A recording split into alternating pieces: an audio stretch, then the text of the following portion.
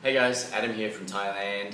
Just want to thank you all for your feedback the other day. I really value your input and I hope I was able to help you guys in some way. What I want to do today is dig a little bit deeper on one of the subjects that was definitely raised in the last lot of questions, which was in regards to spot reduction. And I mentioned in the last video there is no such thing as spot reduction. And what you have to realize about that is our body burns fat at a certain rate. Everyone knows what a metabolism is, but where we burn fat isn't always the same. You know, it comes down to your genetics. Some people tend to store fat in some areas different to other people, and where they store fat, you know, guys versus girls, the whole thing definitely comes down to our genetic makeup. And no two people are the same in regards to that. Definitely body shapes and body types, you'll notice, you know, like a pear or somebody who's a bit more of a block shape or an hourglass or whatever it is, have genetic traits. So it's just a matter of realizing where you do store a lot of fat, and then I'm going to give you some tips and things that we can work on to try and help that. What you got to realize with losing weight, and if weight loss is your focus when it comes to spot reduction in certain areas, flabby bits and bits left over, is that our body, like I mentioned in my last video, has an elasticity within our skin. Alright, and when you're carrying more fat, it's sort of getting pushed to its limit. Like you fill up a balloon with water, you know, it's going to be full, it's going to grow, but it's nice and smooth and big. Alright, when you lose fat behind the skin, alright, suddenly it's going to be a little bit wrinkly. There's not as much there pushing it and smoothing it out. So you might notice there's a few more rolls there, or there's a few more wrinkles or whatever it is, because the skin suddenly doesn't have as much filling it up. It's going to tend to drop and have little folds in it. Alright, and a lot of the research done at the moment is just that you need to try, and when you do have an extreme weight loss, so if there are any of you who need to lose, let's say 20 plus kilos, that would be an extreme weight loss. You need to allow yourself to do it in stages, but also what you need to do is make sure that you're concentrating on building lean muscle up in between each of those stages. And a lot of the issue that I find with people is they lose a lot of weight from doing cardio, and they don't build the lean muscle mass. So not only have you had an extreme weight loss, your skin hasn't had much time to adjust to not having the fat stretching it out, but you haven't built any lean muscle mass in between that. So that frame is not pulling against your skin as much, it's not making it adapt, it's not making it stay there as much. So if you do find that you are a little bit like that, then I would say your next goal would be try and build as much lean muscle mass as you can. Okay? The importance of lean muscle mass on the whole is there to regulate the rate that you burn body fat. So the more lean muscle mass you have on your body, the higher your base metabolic rate is. So that's the higher the rate that you burn body fat at rest. Okay? So it's why it's really important to have lean muscle masses, because obviously you want that rate to be as high as you can so it's working for you. But when it comes to spot reduction and everything else, if you have an area in your body that's a little bit more stubborn, or if you have an area in the body that's a bit more squidgy or soft, is there any muscle in that area? Is it an area that can maintain a lot of lean muscle mass? Is something else you need to look at. But I can guarantee with the right focus, alright, and the right emphasis on how you're doing the exercise or what type of exercise, we can definitely help put some lean muscle mass into that area, or increase the amount of lean muscle mass you have in that area. But yeah, it just takes a bit of work to do that and work in that specific area. One of the things you have to realize though, as a female, is you can never grow the size of a muscle. Alright? Testosterone is the only hormone that can ever grow the size of a muscle. Alright? And every female and male is different in terms of the ratio that they have between testosterone and estrogen, but you can, as a female, increase the amount of lean muscle mass you have. So let's say that you have a balloon, and the balloon can only ever get to a certain size. And you can fill that balloon full of as much lean muscle mass as you want, or as little as you want. And obviously the more full it is, the more firm it is. The more you're going to see the muscle, the more tone, the more lean muscle mass, the higher rate that you burn fat. So that's our ultimate goal. Alright? But in terms of growing the size of that balloon, you're never going to really be able to do that. And some females, if you do have a higher level of testosterone, sometimes you might notice that a little bit. But it all depends on, it all depends on your genetic makeup when it comes to hormones. Okay, the balance between estrogen and testosterone I've talked about a little bit, but as a female, you'll notice this as you get older, especially into sort of your 40s and 50s. What you'll find is when you were a little bit younger, you stored most of your fat through your thighs and your hips, but as you get older, it starts to creep up and you sort of end up with that lower, almost second tummy in a way. And the main reason for that is because your ratio between your testosterone and your estrogen, all right, isn't as great. So as a guy, we have a higher rate of testosterone. We tend to hold more weight around stomach, chest, face. As a female, higher your estrogen levels are and the bigger that gap is, all right, the more you're storing weight, where I mentioned before. As that ratio gets a little bit closer together, because when you head into menopause and everything else, that's what happens, right? You'll tend to store fat in areas where you might not have before, which tends to be around the stomach. Right? It doesn't mean that you can't still focus on burning fat. It doesn't mean you can't burn fat from there. It just means you'll notice that you'll start to store it there a little bit more. And I've still had clients who have been in their 50s and 60s who haven't stored any fat on their stomach, once again because of genetics, but it is a hormonal trait. So just keep an eye on it and realize that that's what's happening to you.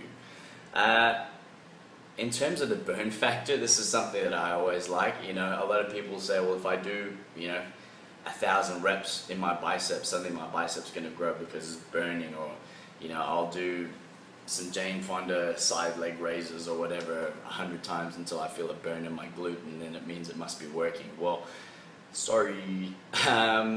Just because something burns doesn't mean that you're growing lean muscle mass. It doesn't mean that that area is being pushed more than it needs to be able to adapt, so more than it's used to be able to adapt. It just means it's full of lactic acid. So if I put you on a spin bike, turn the resistance up on a spin bike, and make you ride as fast as you can for 3 or 4 minutes, your quads are going to burn out, your calves are going to get tight, your butt's probably going to get tight. It doesn't mean that suddenly we would burn fat from that area, or we've built lean muscle mass from that area. So you got to be aware of that, and that's the benefit of making sure with your weights as well, that when you are weight training, you are taking yourself to the point where you are fatigued. So if you're carrying 10 kilo dumbbells, you can only do X amount of reps because that's it, or you can do X amount of sets because that's all your legs can actually handle with good form and good technique.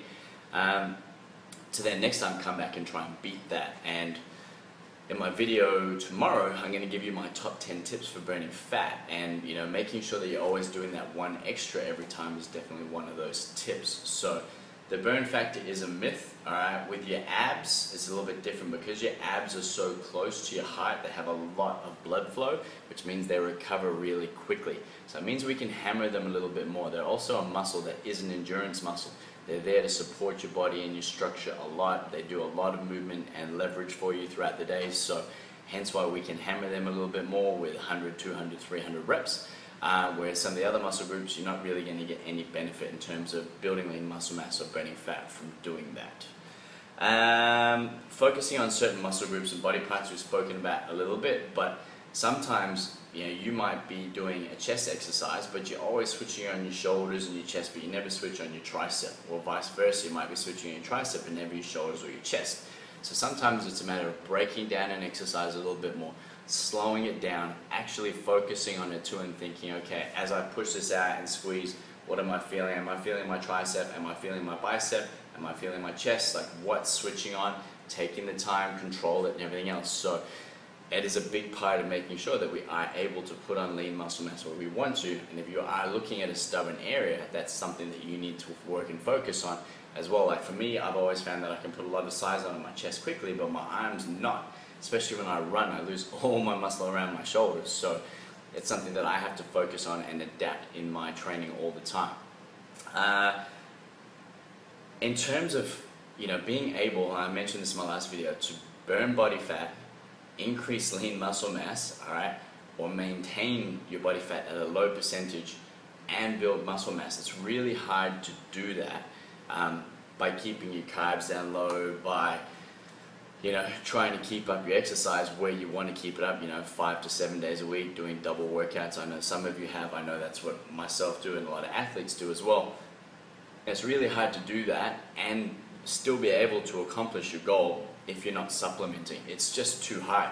And that's why, when you look at a lot of athletes, why does an athlete take a protein shake? Why do they take L-glutamine? Why do they take fish oil, multivitamins, all those things? It's because they want to get the best results. They want their body to be the best engine behind them when they're trying to get the results that they want, that they need to fuel it with the right stuff. And yes, you can do it to a certain extent with food, but in terms of practicality and getting what you need to out of the food without getting some of the other stuff, it's really hard to do.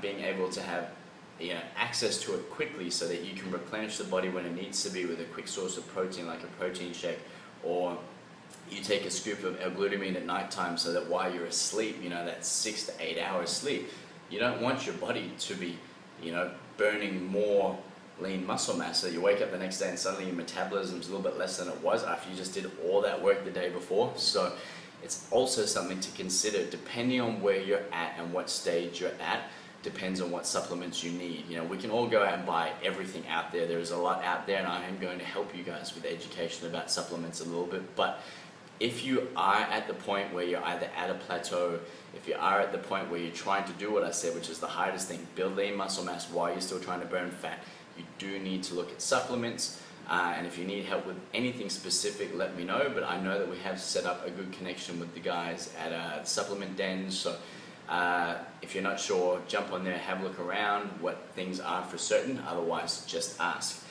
One of the other things I would say is just with all of this, and when you're building lean muscle mass and you're doing strength work and you are maintaining a training routine, that consistency is key, and trusting the process is a massive part of making sure that you get results. I mentioned this in the video last time, but if you're not sticking to the same things and suddenly you change your exercise routine, or you're missing cardio so you go for a big run, yes, you'll be okay, but if that happens on a consistent basis, you never teach your body to be a good enough fat burner. Alright, so if you're yo-yo dieting and 2 weeks you're doing this really well, 1 week you're doing that, 4 weeks you're doing this, the next week you're doing nothing, you're trying to drive a race car inconsistently. Alright, and a race car is never going to perform well if it's not driven consistently, if it's not run, if it's not maintained with the right fuel, if you're not looking after it the right way. So I would say the same thing with your body, and the more consistent you can be at constantly building lean muscle mass, doing good high intensity cardio to increase your metabolic rate rather than slow boring cardio, the more that you can keep doing that. Just keep thinking, I'm just chipping away. It might be one little half a step or one little brick at a time when you're building that base and that foundation, but keep going with it, and suddenly what you'll find is your body will become a fat burner, not a fat storer. And every time that you don't do that, you're telling your body it's okay to store fat for next time. So if you have had extreme weight loss in the past and you're finding it really hard to lose weight now, it's because you told your body, I'm going to go ahead and lose a whole lot of weight now. You better store fat for me just in case next time, I'm going to do it again, because the body needs fat for fuel. So what you want to do is tell it, yep, I can do it, but you're going to adapt to it. Yep, you're going to adapt to it. My metabolism's so high, it's going to burn fat for me now anyway, so I'm just going to keep chipping away. And suddenly what you'll find is, 1, you're going to be able to eat more, 2, you're going to have to eat more. 3, it's a lot easier to go away, to have a break from training, to mix things up, because you know that you've got the engine behind you the whole time burning fat. So I hope that was helpful and useful. Like I said, in my next video, I'm going to give you guys my top 10 tips for burning fat. They're my tips, so take them as you will. But hopefully training's going well. Hopefully you guys smashed the challenge last week and are looking forward to this week's challenge, and you will see what I've set for you. Alright, have a good day.